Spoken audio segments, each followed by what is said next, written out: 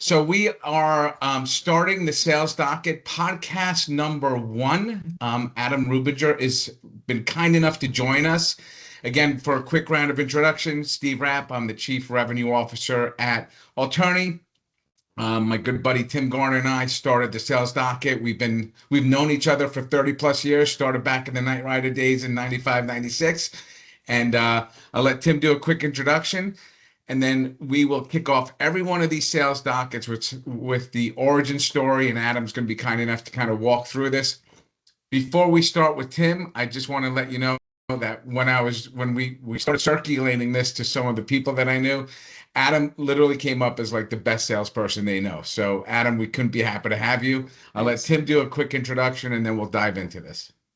Yeah, well, Adam, nice to virtually meet you, and thanks for being our first guest. We're looking forward to asking some questions and find out a little bit more about your history. Tim Garner, VP of Business Development at Repario Data, and CEO of Harbor Digital, which is an IT resale company.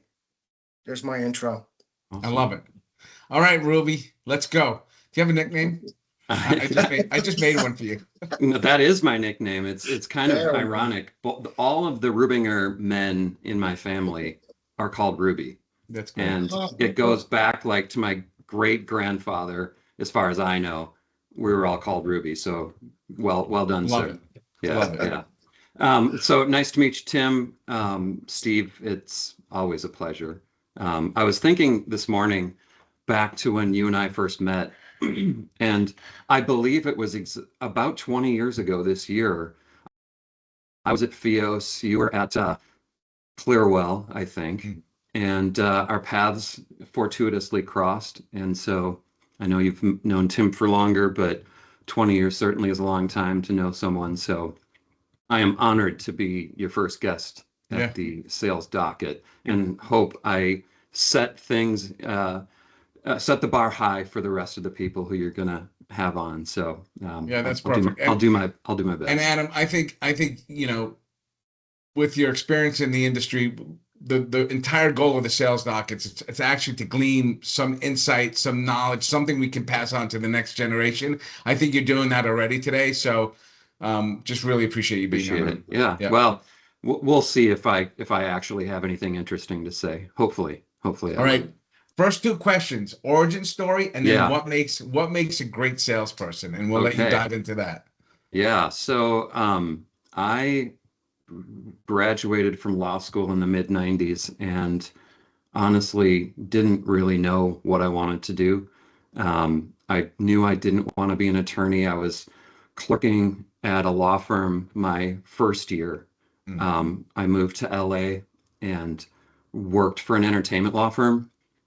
I'm a musician, and behind me, you can't see beyond space. There's a bunch of guitars and amplifiers, and I've always been a musician, and I love playing live, and that's another story for another time.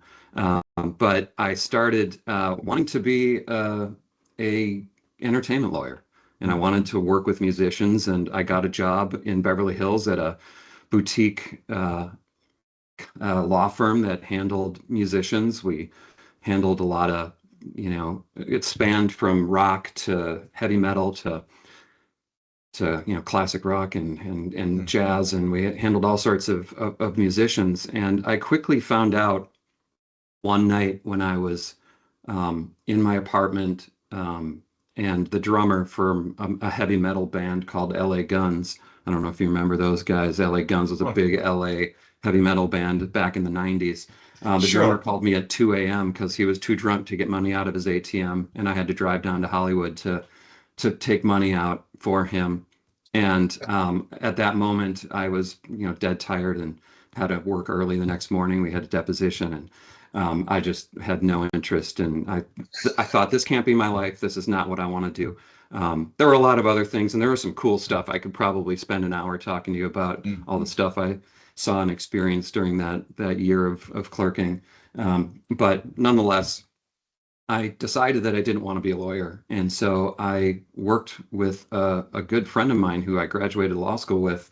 And in mid 1996, we started a scan and code business.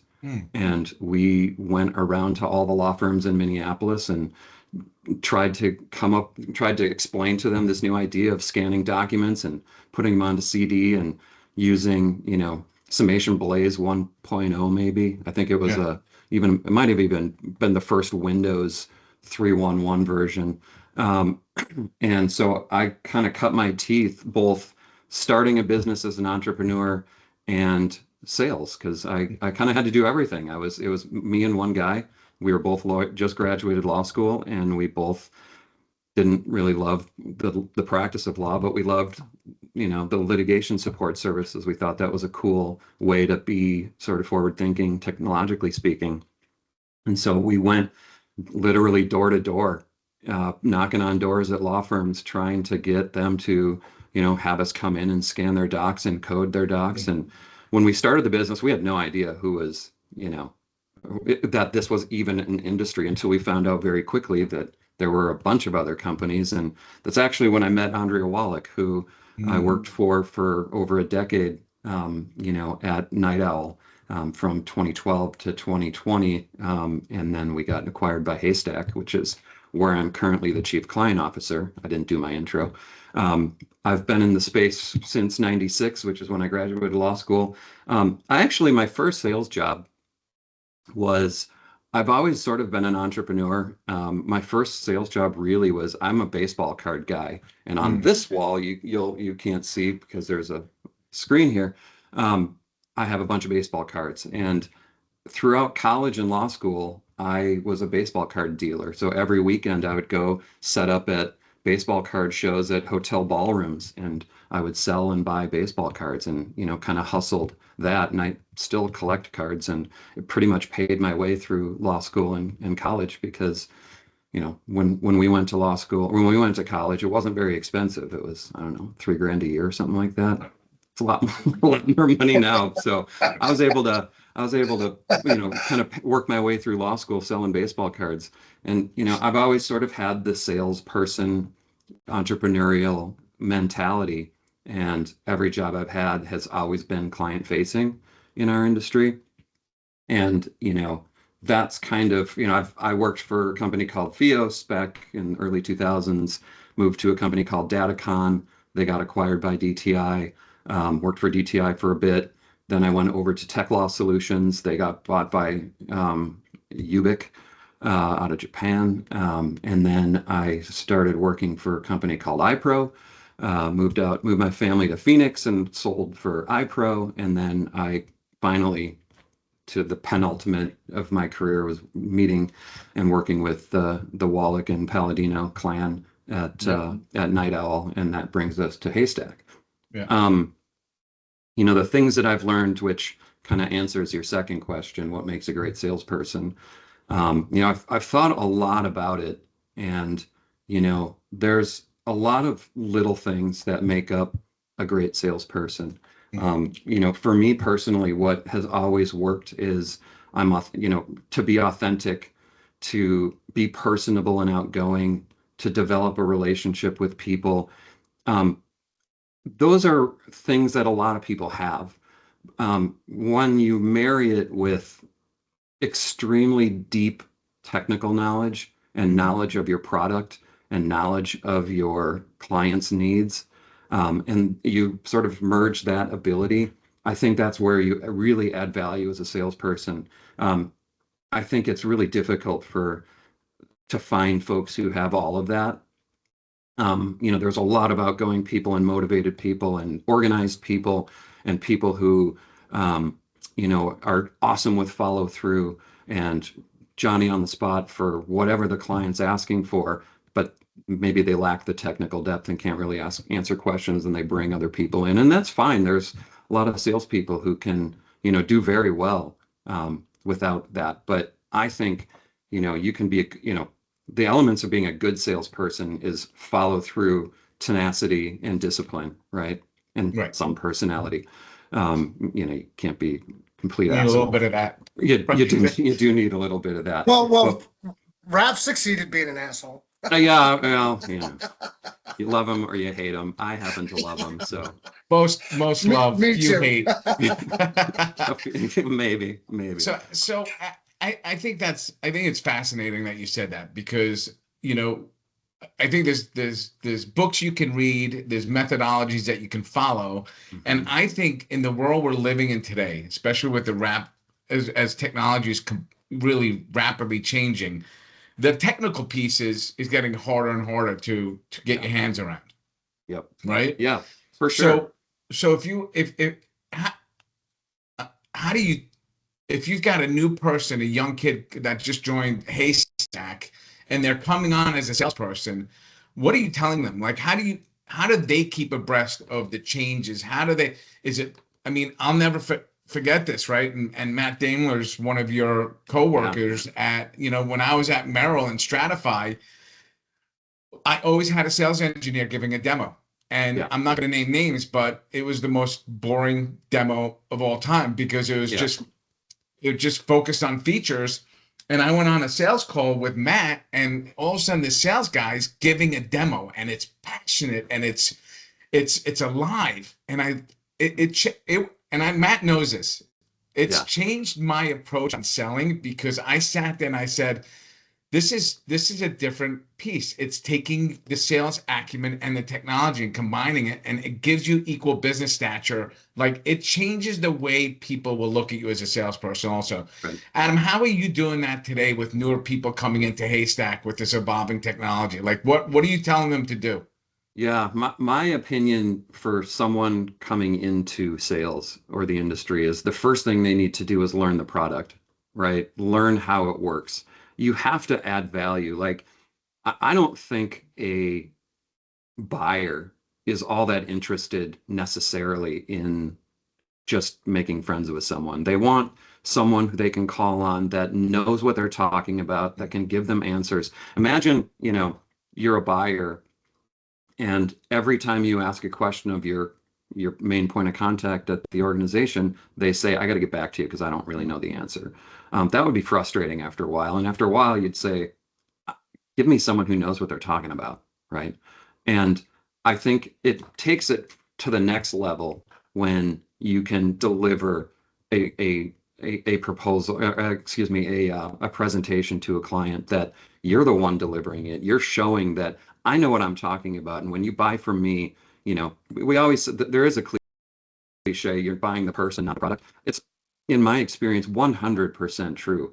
We all sell similar things, right? In our industry, there isn't a whole lot of differentiation. What differentiates us is how we deliver our solutions and how we work with our clients. And I think when there are young new salespeople, I tell them the first thing you should do, you shouldn't even make a call for the first 3 to 6 months. You should learn everything there is to know about what solution you're offering, what technology you're offering, not just, sit through 50 demos, Yeah. tag along, listen to what the other salespeople are pitching, like be a sponge and absorb as absolute much as you can. Because then when you make that first call, you have that opportunity to say, here, you'll be better at asking questions of the client. Like, hey, I've seen all these things and I've heard from clients saying, here's my challenge, here's what I'm looking for. These are the things that I don't like about my current,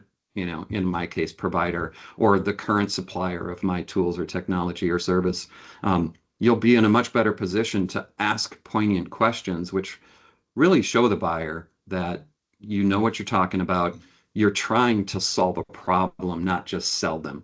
And even though buyers know they're being sold to, the ones who can make it feel like they're not being sold to, but that they're actually collaborating and coming up with a solution that's going to actually solve their problem it's going to be the winner. Yeah.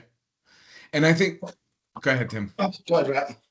No, and I think, and I tell younger people, like, I couldn't agree with you more, Adam. Like, the first thing I tell anybody who joins a company is come back in 2 weeks and give me a demo. Like, Mm. show me you understand the technology.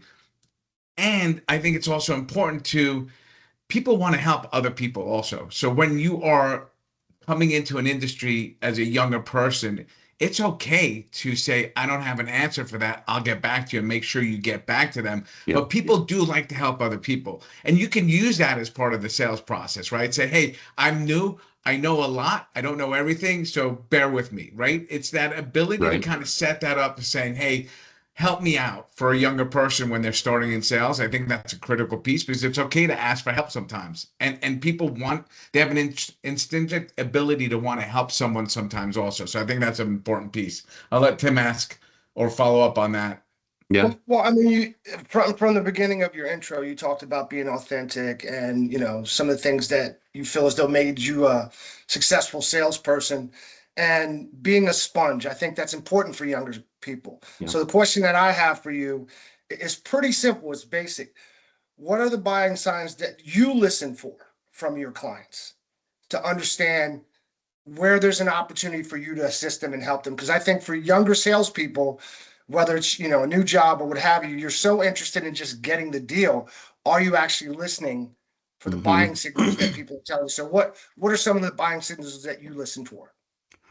When buyers are imagining how your service or product is going to help them, when you start painting that picture and they start saying things like, well, if we were working with you, it would look like this, and I'll ask, what is I'll ask the questions like, what, imagine a year from now we're working together, and what is and now we're having an annual, sort of look back, an annual, meeting, or an annual business meeting or something like that. You know, what would give me an idea of what success would look like? What in your mind would this look like in terms of, and how it, and tell me about the things that we'd be doing or that you would be experiencing that you would walk away from that meeting saying, I made a good choice, you know? And so I let them sort of paint Okay. that picture of success, and then they tell me, well, here's what you need to do in order to get to, to get to that point. Then I can start talking about, well, maybe we are a fit for you. I will say that I've had experiences where I've said to clients, I don't know if we're the right partner for you or not. Mhm. I don't know that yet. I don't know what your problems are. I don't know what you're trying to achieve. I don't know what your business goals are. I don't know what culturally, are you looking, what are you looking to do? And in e-discovery perspective, are you looking to do everything in-house and get consulting? Are you looking to outsource everything? Are you, what are your goals as a client, that I can help with? And maybe there's it shows some authenticity when I'm not just assuming that there's a good partnership here. And maybe we're not good partners. Maybe you're not a great client. Maybe you're a complete pain in the ass and I don't want to work with you because you're, ridiculous in your demands. And maybe that's not you, but it's your leadership is demanding certain things that make it really difficult to work with you. So, I try to always see if there's good cultural fit between our company and our culture and your company and your culture. And it may not be. And And those are basics. Like, I mean, one of the questions I was going to ask you is the best sales book you ever read and why.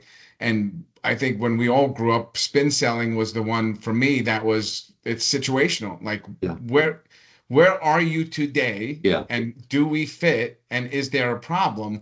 And I right. have seen a lot of people get on a call and jump into a demo. Yeah, yeah, And yeah, yeah. yeah, absolutely. The two best books I ever read in sales, three, one, spin selling. Um, the first sales book I ever read was Dale Carnegie's How to Win Friends and Influence People. When I started my scan and code business, that was the first book I bought on how to sell. Interesting. Um, the one that I think has been most impactful for me is the Miller Hyman approach to sales. And if anybody is in sales and they want to find a really good sales book that breaks down a complex sale, selling widgets, selling, selling commodities is maybe a different approach. E-discovery and legal services is a complex sale. Yeah. And it goes through sort of all of the buying mentalities of buyers. Are they in trouble? Are they even keel? Are they looking to improve? There's all these different buckets you can categorize your buyers into. And it really is helpful to know kind of where your buyers are at. because then you can focus on, am I actually solving a problem for them or not? And if they're completely indifferent to it and you're trying to sell them, it's good to know that they're happy with their current situation, they're happy with the current price. There really isn't much of a impetus for them to change. So what are you doing? Are you spinning your wheels, or are you offering something? You have to offer something that, I mean, that's the worst person to sell to, someone who's completely overconfident. They think that they're getting the best deal. They're totally happy. They're only, and I would even ask them, why are you taking this call? What's, if you're so happy, why are we talking? And you'll find out some really interesting things when you ask those kinds of questions and really dig into it. If you're not asking questions, and if you're not, if 80% of the call, the first few calls with a client or a prospect isn't you asking questions to try to understand things, like you said, Steve, how often do you see salespeople where they're so excited to get the meeting and just blabber until they get through their pitch, and then they say thanks, and then they hang up, and then they never call them back. It happens every day, all day long. Yep. They're so excited to get off the call that they're not spending the time to actually listen to their client and understand, what's your situation? Like, Right. what's freaking you out? What pissed you off this week? Let's dig in. And I think, and I think that's also the people you're selling to, right? So in a corporation, it can take months to get a meeting with the committee that you need to dive into a 30-minute discovery call and not show them a product. I mean, so you have to also judge kind of who you're talking to in the right, and do your research and do all the things that you need to do, because if it's taking you 3 months to get a meeting, you want it to be impactful. And I think that's where you're talking about people just, oh my God, it's taken me forever. I finally have them on the phone. I've got to tell them everything quickly, and they're not taking a step back and listening. And funny, they don't ask for, and I think this is another gem I will tell people all the time, is people forget to ask for the business. Yep. And I think that's, I've listened to so many calls with younger salespeople, and at the end, there's not that moment saying, what do I need to do to get your business? Like, ask for it. Don't just hang up. So that's another one of my other little tidbits that I focus on. But Tim, you were going to say something. No, I just wanted to give credit to Adam. I love the phrase, you got to paint the picture. A lot of times, once you ask all the questions and got the information that you need and listened to the buying signals, the key is to paint a picture of where we are over the next 90 days, 6 months, year, and show them who you are and how you can assist them and be an asset, as opposed to just, here's what I have, blah, blah, blah, all my information, and we can do this and do that. Paint the picture. I love that phrase. So I just wanted to say kudos to that. Well, and Steve, you brought up, I think, a really tragic and difficult thing for us in our industry, and that is the RFP. Yes. I really wish there was a better way to do it. And honestly, if I ever go in-house, which I doubt I will, but if I ever were to go in-house, I would absolutely try to change that mindset and culture. And don't even get me started about the reverse auction. Right.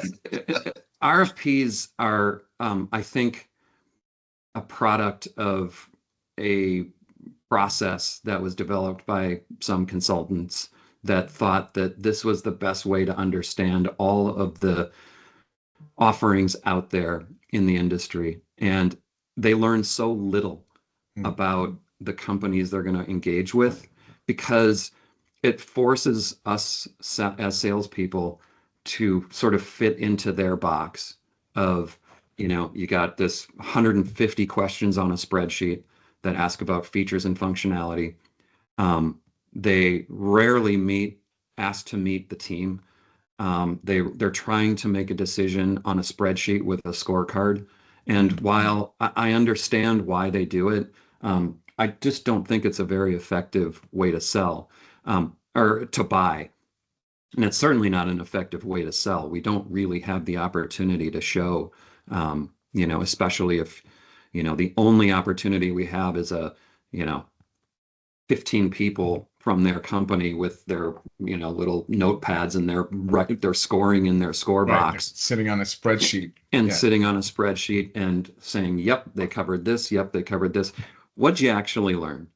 How, what is it that, in the 1 hour we had after, 50 hours of time put into filling out that spreadsheet, you're not really asking, the right questions in my mind. And it's really hard to sell and differentiate yourself and get those clients to see that, here are the people you're buying from, and here's the reasons why it's a good idea, and why there's a good cultural match. Because honestly, Yeah. we don't even have the opportunity to ask those questions.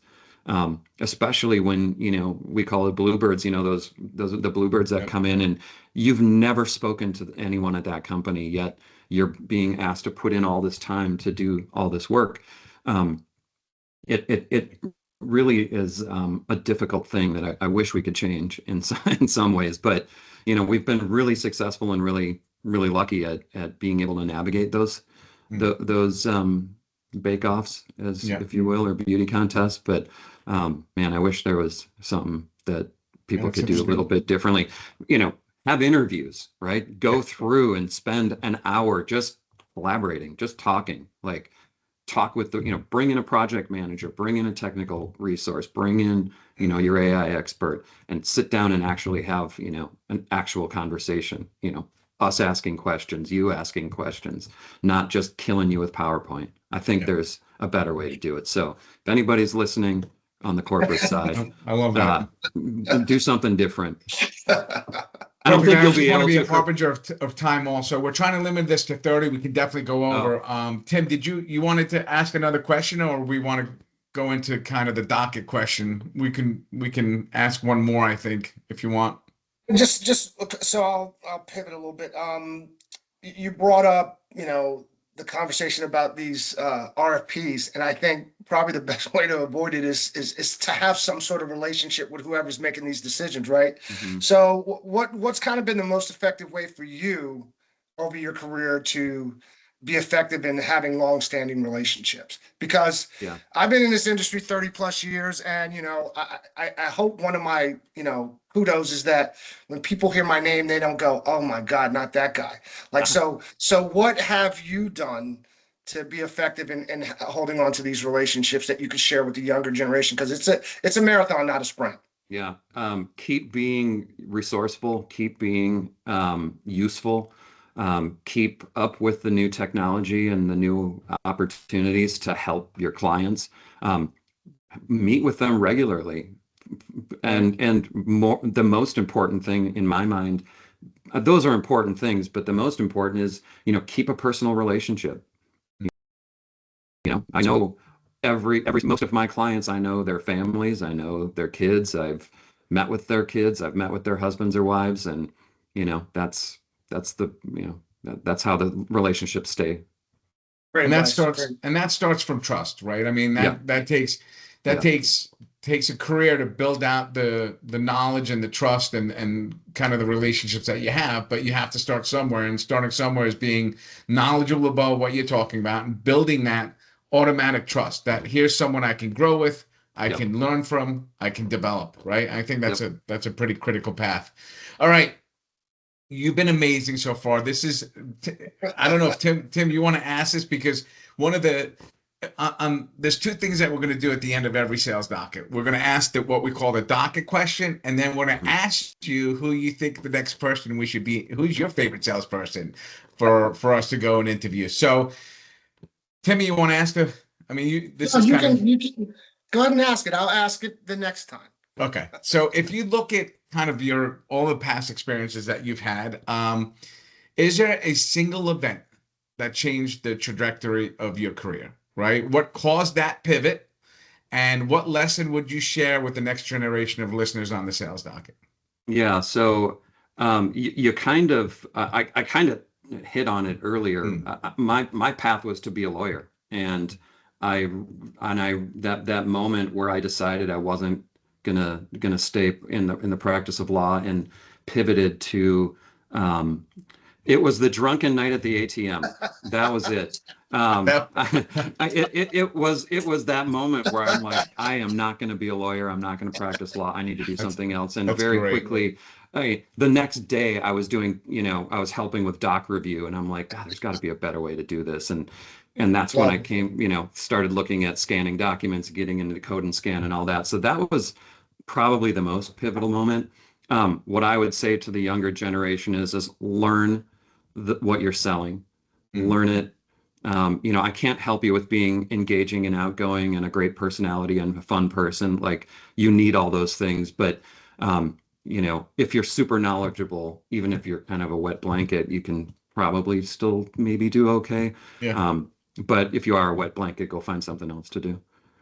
But that's, I mean, again, I think this is fascinating, and I do.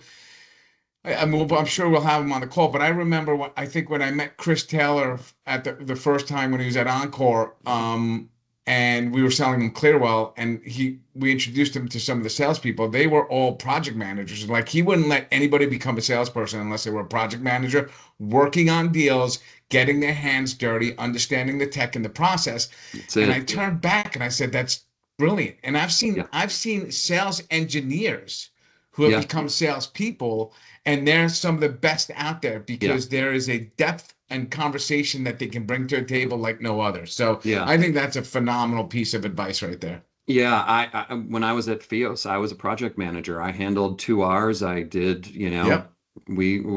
I cut my teeth learning the business, by doing. And I would Fantastic. say do the same. All Yeah. right. Yeah. I don't know if we've done this in the past, but any question that you have for us before we sign off on this one? Well, I mean, certainly we could spend the next 10 minutes with you guys, telling us what your sort of pivot moment is. I'd love to hear both of yours. Oh, Timmy, you want to Well, take that one?